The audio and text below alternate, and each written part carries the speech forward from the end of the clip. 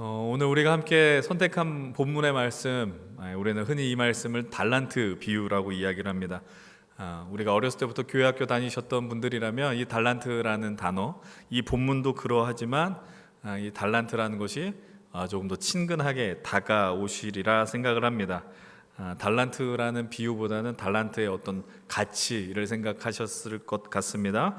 우리가 어렸을 때 교회 학교를 다니면 교회 출석을 하게 되면 보통 1달란트를 받게 되고, 또 어떤 예배 순서를 맡게 되면 기도하면 3달란트를 받습니다. 그리고 친구를 교회로 인도하게 되면 5달란트를 받게 되는 것이죠. 그래서 이 달란트가 잘 모아지게 되면 이제 학기가 마무리될 즈음에 달란트 시장을 참여하게 되어서 우리가 한몫 땡기는 그런 일들을 어렸을 때 많이 경험하셨을 것입니다.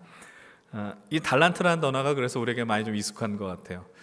오늘 이 비유도 사실은 내용은 되게 간단합니다. 우리가 오늘 읽은 14절로부터 30절 말씀 간단하게 정리하면 어떤 이야기가 담겨 있습니까?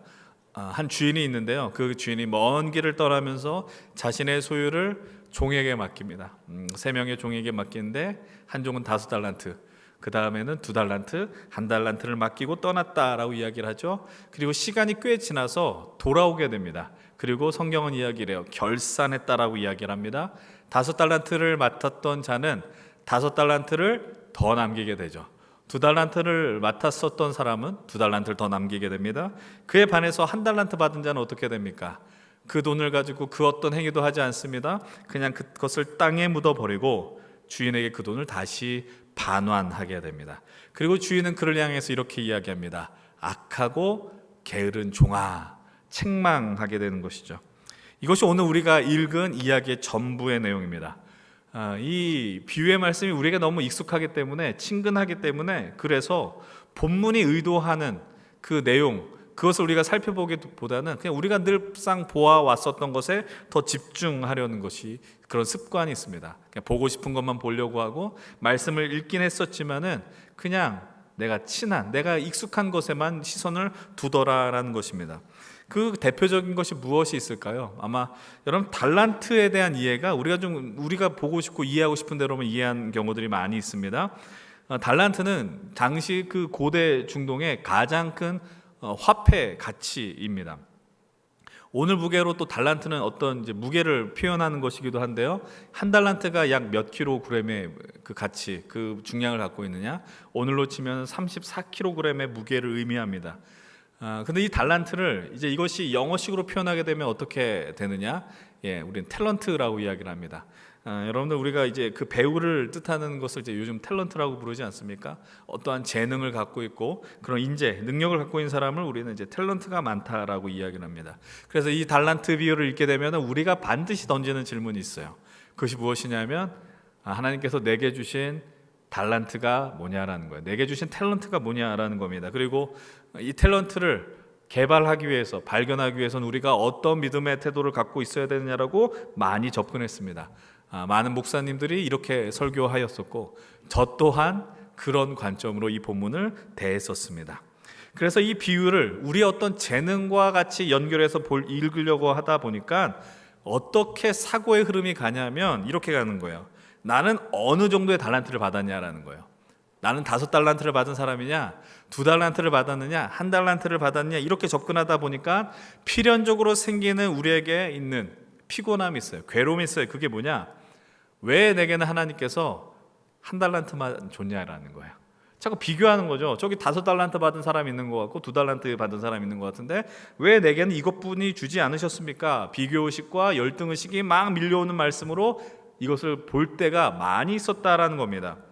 그렇다면 그렇게 접근하는 것이, 이렇게 본문을 읽는 것이 나쁜 것이냐 잘못된 것이냐, 꼭 그런 것만은 아니죠. 우리에게 주신 달란트를 잘 사용해야 됩니다. 마땅히 그렇게 적용해야 합니다.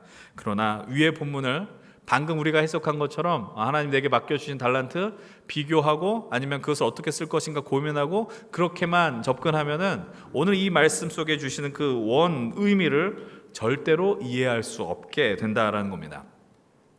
지난주에 여러분들에게 나눠드렸던 그 말씀이 다시 좀 생각나도록 제가 다시 한번 말씀을 드리는데요, 마태복음 25장은 마태복음 24장의 확장판이라고 말씀을 드렸습니다. 마태복음 24장 읽으면서 우리는 마지막 때에 하나님의 백성들이, 하나님의 자녀들이 어떻게 살아가야 하는가, 그것에 대한 더 깊은 이해를 돕기 위해서 25장을 주셨다라고 했어요. 그래서 세 가지 비유를 주셨다라고 말씀드렸죠. 지난주 우리가 나눴었던 열처녀의 비유, 오늘 우리가 읽게 되는 달란트 비유, 그리고 다음 주에는 양과 염소의 비유다라고 말씀을 드렸습니다. 오늘 우리가 택한 이 달란트 비유 말씀을 읽으면서 우리가 놓치지 말아야 되는 중요한 두 가지 전제가 있습니다. 그것이 무엇일까요? 오늘 본문을 다시 한번 살펴봅니다. 한번 14절 말씀 먼저 한번 읽어볼게요. 14절입니다. 시작. 또 어떤 사람이 타국에 갈 때 그 종들을 불러 자기 소유를 맡김과 같으니, 어떤 사람이 등장을 해요. 그리고 그 사람이 나중에는 주인이라고 표현을 하게 됩니다. 그 사람이 먼 길을 떠났습니다. 근데 거기에 그치지 않아요. 이어서 19절 이어서 한번 보면 좋겠습니다. 19절도 한번 읽어보겠습니다. 오랜 후에 그 종들의 주인이 돌아와 그들과 결산할세. 오랜 시간이 지납니다. 그리고 그 무엇을 주인이 돌아온다라는 거예요. 그럼 이 주인은 누구를 의미하겠습니까? 우리는 이미 이 성경을 읽으면서 여기에서 나타나는 이 주인은 예수님이라는 걸 이미 알고 있습니다. 예수님께서 부활하시고 승천하시고, 그래서 말씀하시죠. 다시 돌아오신다라는 겁니다. 그래서 성도들은 뭘 해야 된다라는 거예요? 다시 오실 주님을 기다려야 한다라는 거예요. 우리가 19절을 통해서도 명확하게 확인합니다. 주님이 반드시 다시 오신다라는 것. 우리가 이 비유의 말씀을 읽으면서 전제둬야 되는 큰 것, 첫 번째, 주인이 떠났고 반드시 다시 오신다라는 겁니다. 지금 상태는 어떤 상황일까요? 주님이 우리를 잠시 떠나신 상황입니다. 대신 누구를 보내셨어요? 성령님을 보내셨죠. 그런데 그 주인이 그럼 안 돌아오시느냐? 아니요, 반드시 돌아온다라는 사실입니다. 그러면 두 번째로 이해에 대한 중요한 전제가 있어요. 이게 더 중요한데요. 그것이 무엇이냐? 이 달란트는 종의 것이 아니라 주인의 것이라는 겁니다. 이것이 또 중요한 두 번째 전제가 됩니다. 이 사실을 놓치게 되면 우리가 자꾸 어떤 접근을 하냐면은 자꾸 내가 갖고 있는 탤런트가 몇 개인가를 자꾸 세어보려고 한다는 거예요.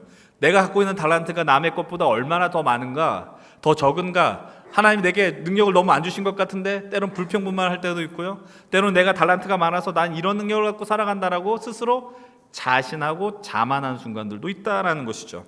다시 한번 14절을 보십시오. 뭐라고 이야기를 합니까?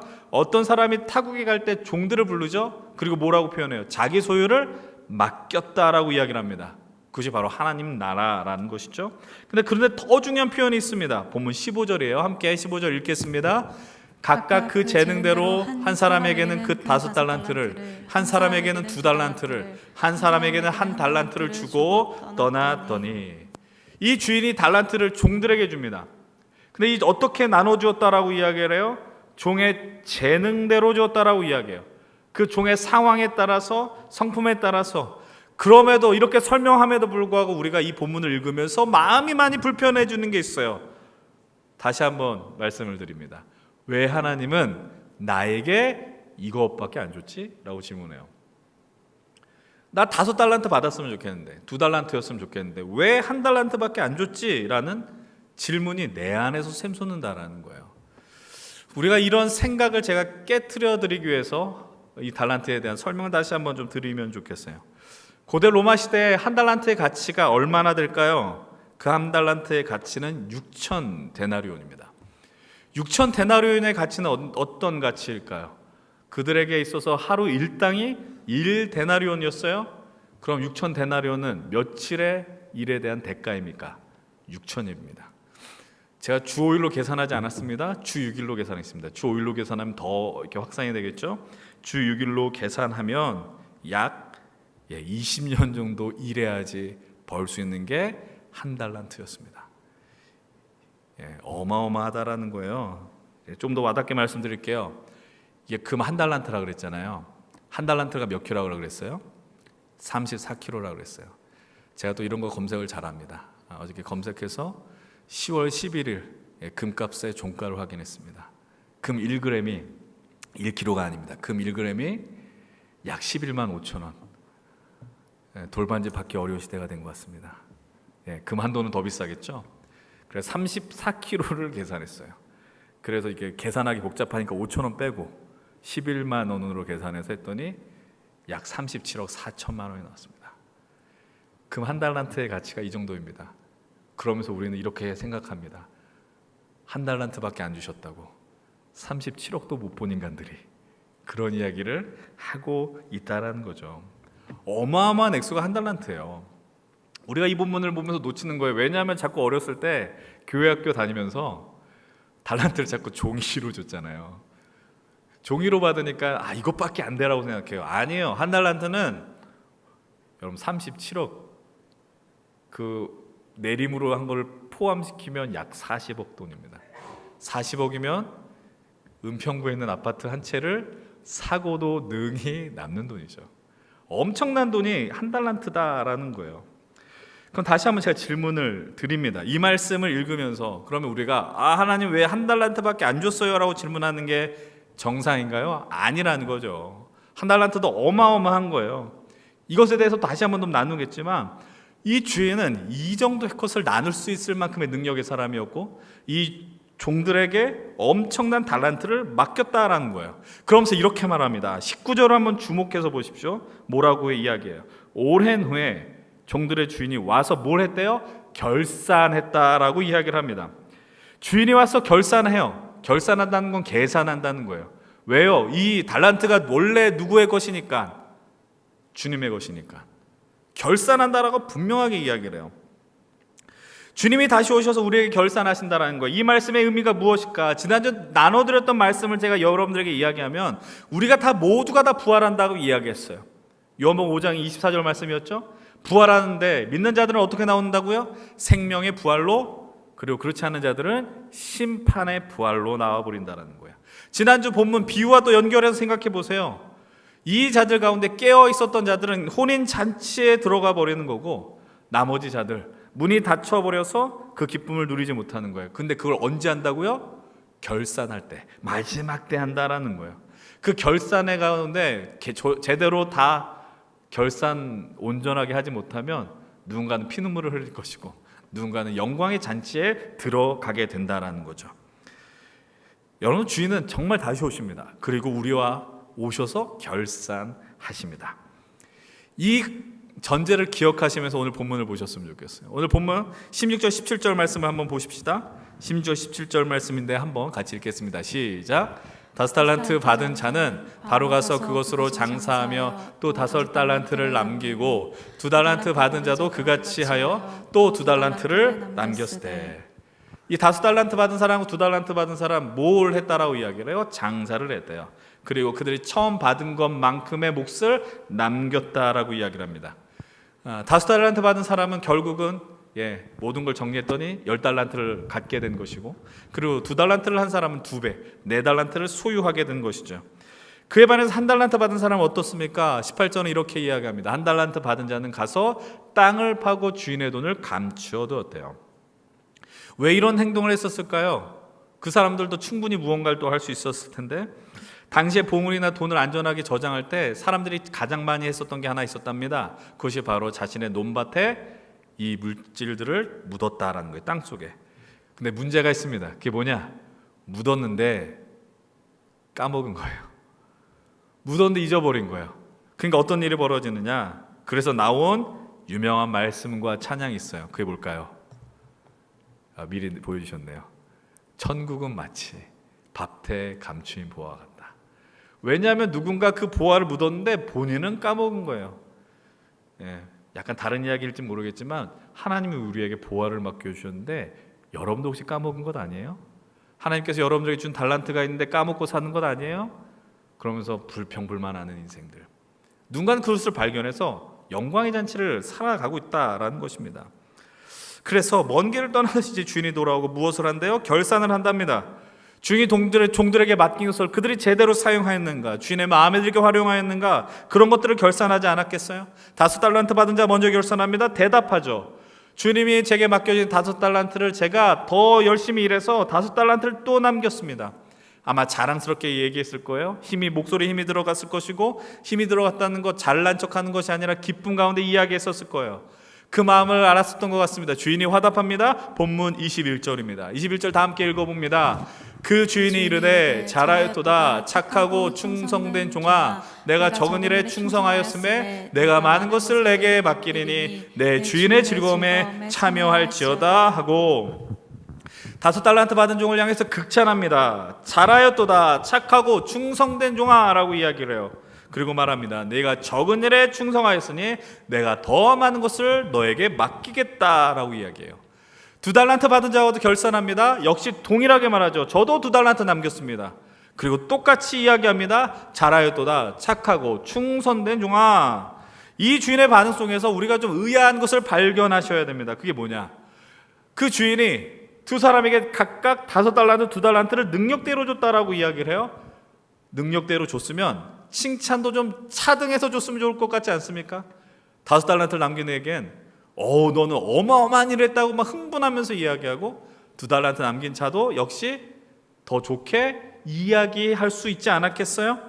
오늘 우리의 관점을 아까 이야기한 것처럼 그 1달란트를 다 40억이라고 계산한다면 5달란트 받은 자는 200억을 더 남겼고 2달란트 받은 자는 80억, 각각의 자산이 400억, 160억. 이 정도 차이 있으면은 차별을 도도 뭐라고 할 필요는 없지 않을까, 이해하지 않을까, 충분히 그런 상황이에요. 그런데 주인은 똑같이 칭찬했어요. 여러분 이것을 기억하셔야 돼요. 하나님이 여러분들 달란트 보고 너 얼마나 남겼어라고 하면서 칭찬하는 게 포인트가 아니라는 겁니다. 그리고 그것보다 더 의아한 모습이 있어요. 5달란트 2달란트 남긴 종을 칭찬하면서 뭐라고 이야기해요? 21절 23절 똑같이 칭찬하죠. 23절 같이 한번 봅니다.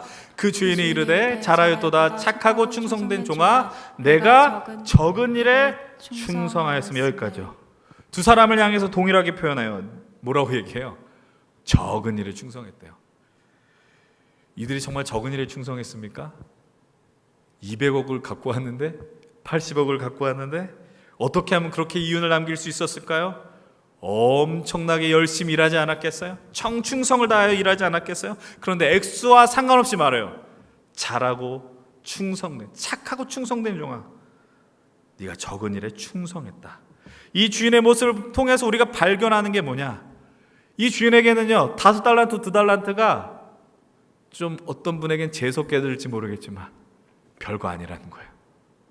이 주인에겐 5달란트가 2달란트가 그게 별거 아니라는 거예요.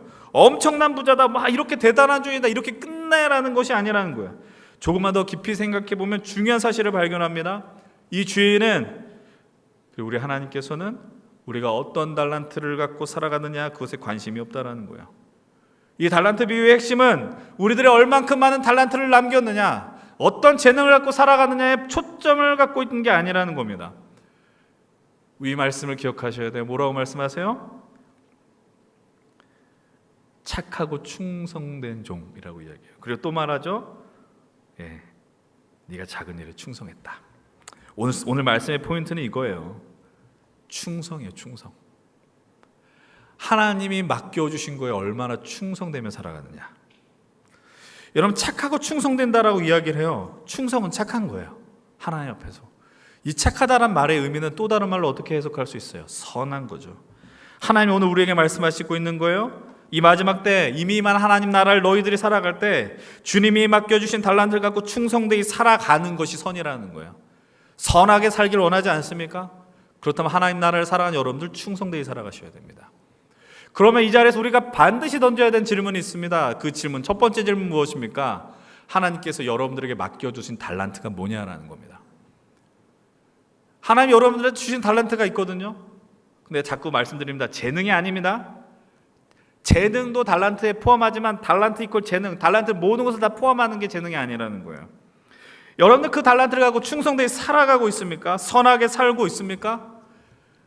다시 한번 반복해서 말씀드리지만 여러분들 어떤 음악적 재능을 갖고 있으면 난 찬양팀을 하는 것이고 난 처음 본 사람과 아낌없이 이야기할 수 있으니 그럼 당신은 케어팀을 하시고 이런 개념으로도 할 수 있지만 오늘 말씀에서 등장하는 달란트는 우리의 재능을 더 뛰어넘어 있는 개념이다라는 걸 이해하셔야 됩니다. 지금 우리는 또 이미 임한 하나님 나라를 살아가면서 또 다시 다가올 하나님 나라를 기대하며 살아가야 합니다. 그것이 마지막 때를 살아가는 태도인 것이죠. 그 마지막 때에 여러분들에게 주신 달란트가 반드시 있어요. 반드시 있어요. 여러분들 그것이 재능과 은사일 수 있지만 그것만이겠어요? 아니요.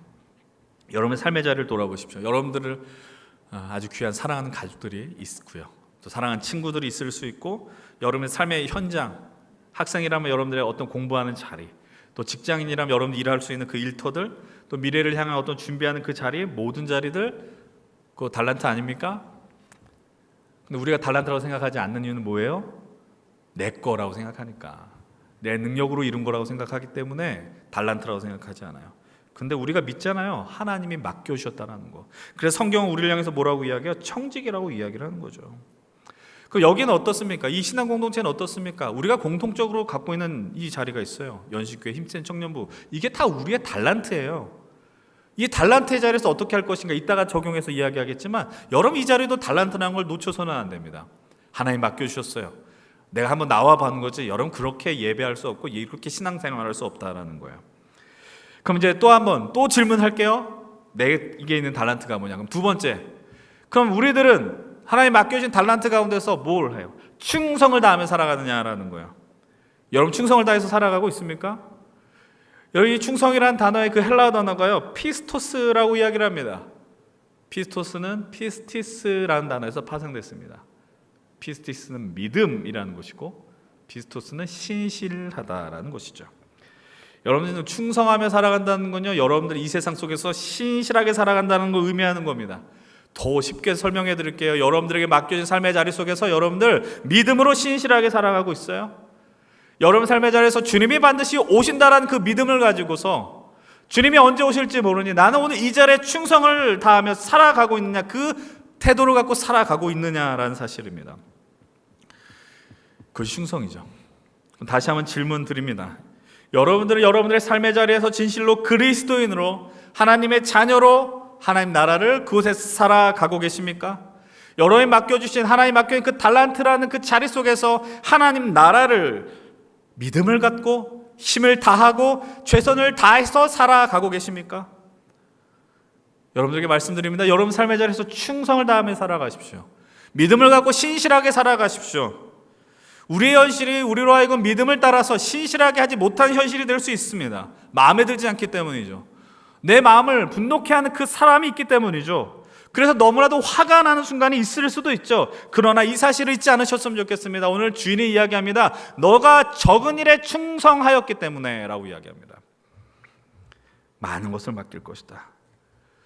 적은 일에 충성했다란 말의 의미가 과연 무엇이겠습니까? 이 말씀의 의미를 여러분 이해시키기 위해서요, 제가 경험한, 그러니까 저의 경험에 불과합니다. 그리고 제가 살아가고 있는 영역에 불과한 이야기입니다. 그러나 제가 여러분들에게 조금이라도 좀 이해가 되길 바라면서 제 이야기를 해드릴게요. 제가 목회를 하면서요, 처음부터 교구했겠어요? 교육전도사 하면서 아니요. 초등학교, 초등부를 했어요. 1학년부터 6학년. 제가 그러면서 지금까지 20년이 넘는 사역 속에서 안 맡아본 부서가 없어요. 임시긴 했지만 유아부도 한 2달 정도 임시로 했었고, 초등학생도 맡아봤고, 중학생, 고등학생, 청년 대학생, 직장인 청년들, 교구, 어르신들, 모든 사역들 안 맡아본 부서가 없어요. 뭐 감사한 일이죠. 근데 그런 사역들 가운데서 이런 이야기를 종종 하는 사람들이 있어요. 나는 은사가 없어서, 달란트가 없어서 교회학교 사역을 못하는데 교구 사역은 잘할 수 있어. 물론 그럴 수 있고 그렇게 얘기할 수 있어요. 그런데 제가 지켜본 바로는 교육전도사 시절부터 열심히 안 한 사람이 나중에 더 잘한다는 없더라고요. 어린이 사역을 잘하는 사람들, 청소년 사역을 잘하는 사람들이 나중에 나이가 먹어서 교구 사역도 잘하더라고요. 왜냐하면 그 사역에서 그 사람이 충성되게 사역했기 때문이에요. 사역이 기술이 아니잖아요. 아이들을 더 사랑하고 그걸 아니잖아요. 하나님 내게 맡겨주셨다는 걸 믿고 있기 때문에 그런 사람들이 있어요. 내가 10명 앞에서 설교하는 거 내가 좀 용기가 없는데 나는 한 대중 100명, 200명이 넘는 곳에서 설교해야지 실력이 나와 라고 한다면 그 사람은 충성된 종이 절대 될 수 없다라는 겁니다. 여러분, 충성되게 산다는 게 과연 무엇입니까? 적은 일에 충성한다는 게 과연 무엇이겠습니까? 간단합니다. 바로 지금 여기에서 신실하게 살아가는 것을 의미합니다. 근데 우리는 어떤 태도를 갖고 있을까요? 중요하다고 판단되는데 우리 에너지를 쏟습니다. 아니요, 모든 것에 다 에너지를 동일하게 쓸 수 없어요.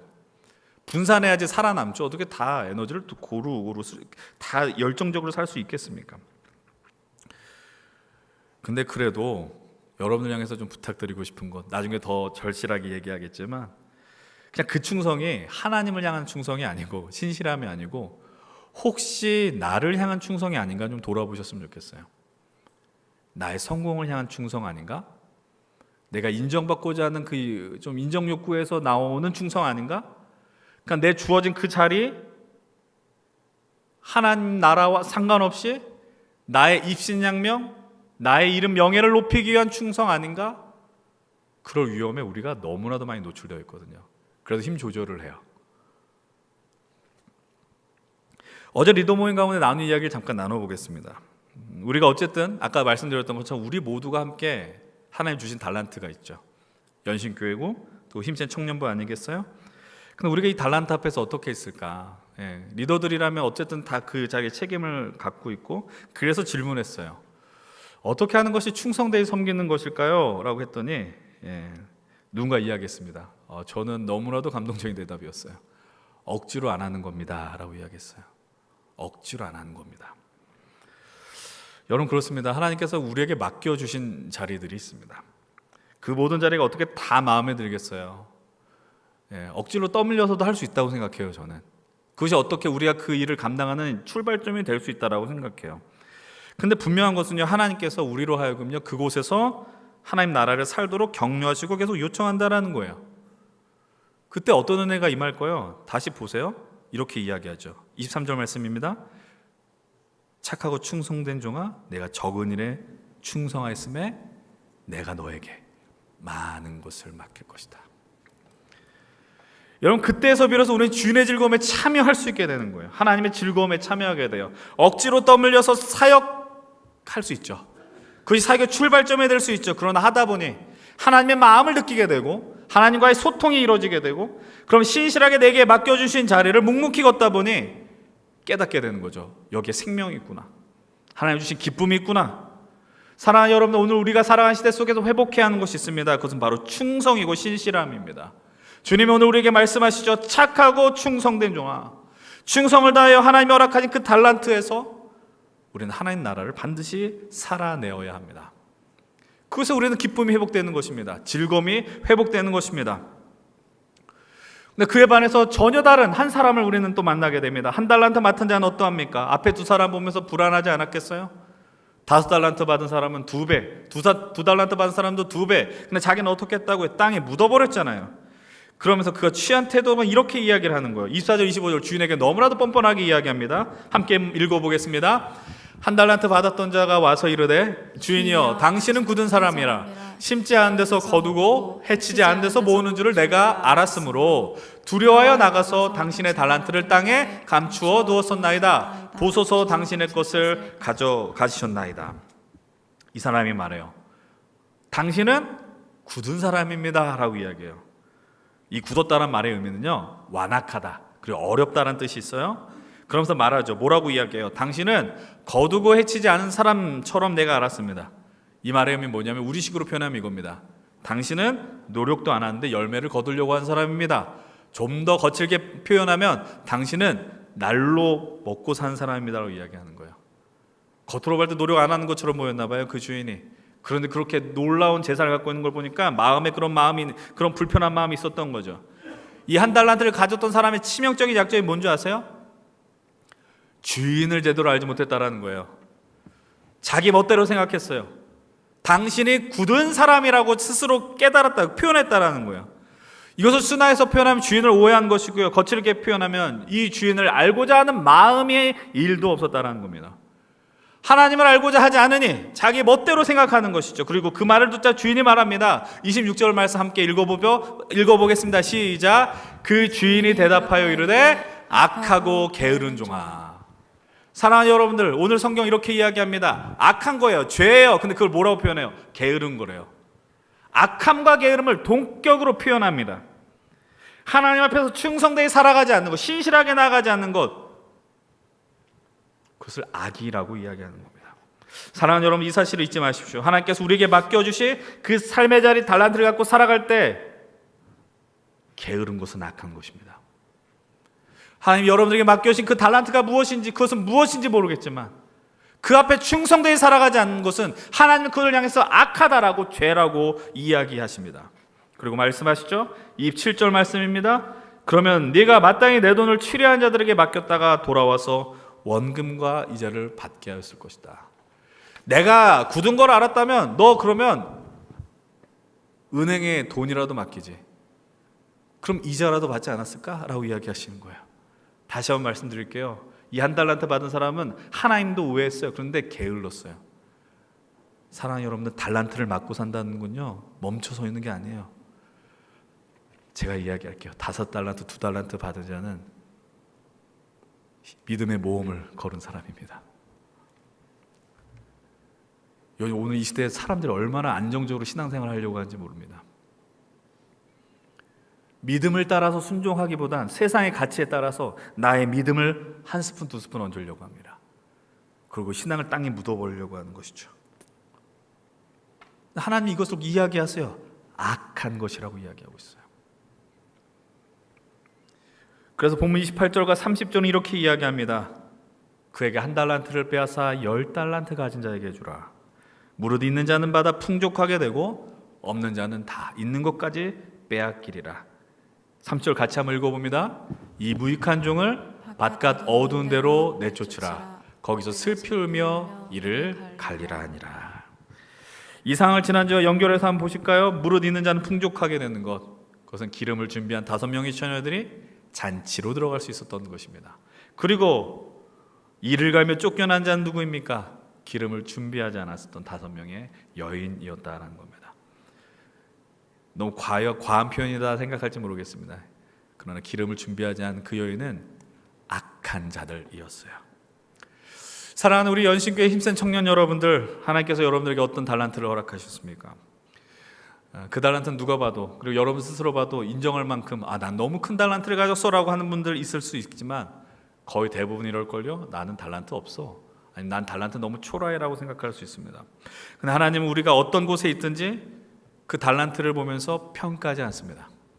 여러분들의 월급이 어떠하든, 여러분들의 직장의 어떤 모습이 어떠하든, 여러분들의 인생의 어떤 처해있는 환경 배경이 어떠하든 사람은 그것을 평가할지 모르겠어요. 하나님은 그것을 평가하지 않습니다. 그 모두가 다 하나님 앞에서는 적은 달란트에 불과하다라는 사실이에요. 그러나 하나님께서 우리가 그곳에서 우리 그 자리 속에서 기쁨을 누리길 원하세요. 근데 그 기쁨을 누리게 하는 그 상황이 뭘까요? 여러분들 삶의 자리에서 충성을 다하는 것입니다. 저 이 설교를 준비하면서 한번 걱정한 게 있어요. 결론이 꼰대같이 날까 봐. 여러분 요즘 듣기 싫어하는 말이 뭐예요? 열심을 다하십시오. 그리고 최선을 다하십시오. 소리칩니다. 열심히 다하는 사람이 어디 있습니까? 최선을 다하지 않는 사람이 어디 있습니까? 하긴 하는데 또 보면 잘 안 하는 것 같아요. 제가 목회의 여정 속에서 제 좀 스스로 드는 생각들, 이런 생각을 종종 할 때가 있거든요. 내가 좀 열정이 예전보다 좀 덜한 거 아닌가? 뭐 어떤 분들은 지금 열정이 과하면 우리가 힘들어집니다라고 이야기하는 사람이 있지만 스스로 그런 생각이 들 때가 있어요. 그리고 후배들 볼 때 좀 그런 거 있어요. 지금 저렇게 하면 안 되는데. 정말 너무 꼰대 같은 얘기해서 죄송합니다. 그러니까 어른이기 때문에 그런 것이 아니라 내가 지금 정말 열심히 살고 있을까? 그 생각, 질문이 많이 들더라고요. 사랑하는 여러분들, 여러분 서 있는 곳이 작아 보이십니까? 그래서 나하고는 어울리지 않아서 나의 무대는 여기가 아니야, 난 더 큰 무대로 가야 돼 라고 생각하는 분들 계세요. 하나님께서 여러분들을 향해서 5달란트 남기라고 얘기한 적 없습니다. 2달란트를 남기라고 이야기하신 적이 없습니다. 그저 그 자리에서 충성되게 살아가라고 이야기하셨습니다. 신실하게 살아가라는 것입니다. 진실로 부탁드립니다. 여러분 삶의 자리 속에서 조금 더 열심히 사셨으면 좋겠어요. 근데 그 방향이요, 내가 하나님의 사람으로서 열심히 사셨으면 좋겠어요. 죽지 못해 사는 거 이거 아니에요. 이거는 옳지 못한 태도예요. 내가 직장이 마음에 들지 않아서 이거라도 있어서 다행이다, 이 태도 아니에요. 물론 그럴 수 있지만 그걸 극복하셨으면 좋겠어요. 뚫고 가실 수 있었으면 좋겠어요. 그리고 여러분 질문하셔야죠. 왜 내가 여기 있을까요? 그러면서 하나하나씩 답을 찾아가세요. 그리고 충성을 다할 용기를 하나님 앞에 구하세요. 모든 영에서 좋은 성과 내면 좋겠는데 그럴 수 없잖아요.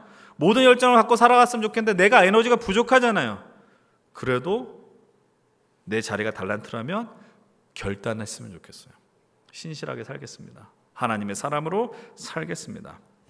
왜냐하면 거기에는요, 처음에 말씀 상기시켜 드릴게요. 하나님이 맡겨주신 달란트이기 때문입니다. 주님 오시는 날까지 우리는 하나님 맡겨주신 그 삶의 자리를 살아내는 것뿐입니다. 그래서 우리는 주인이 아닙니다. 청지기에 불과합니다. 그리고 그 맡겨주신 걸 결산할 때 주님 내가 이렇게 살았습니다라고 이야기하는 것 외에는 우리의 역할은 더 이상 없다라는 사실입니다. 마지막으로 한 가지만 더 부탁드립니다. 연식의 청년부 목회자로서 드리고 싶은 부탁의 말씀입니다. 여러분들의 모습이 어떤 모습이든 오해하지 않으셨으면 좋겠지만 오해하기 딱 좋은 이야기라는 걸 제가 또 미리 말씀드려요. 이곳에서 우리들이 열심을 갖고 여러 모습으로 여러분 역할 감당한 것을 제가 잘 알고 있습니다. 하나님 나라를 살아낸다라는 건 물론 교회의 일만을 의미하지는 않습니다. 그러나 우리가 함께 하는 달란트인 귀한 하나님 나라 공동체에서 잘 이 공동체를 세우겠다. 착하고 충성된 삶의 태도로 내가 이 자리에서 임하겠다라는 마음이 있어야지 오늘 우리가 나눈 결단들이 일어날 수 있다는 사실입니다. 그래서 진심으로 드리는 건요, 여러분들이 세상에서 쏟는 에너지만큼을 요구하는 것이 아니라 그 비중을 이 자리에 있는 것들을 가볍게 여기지 않으셨으면 좋겠어요.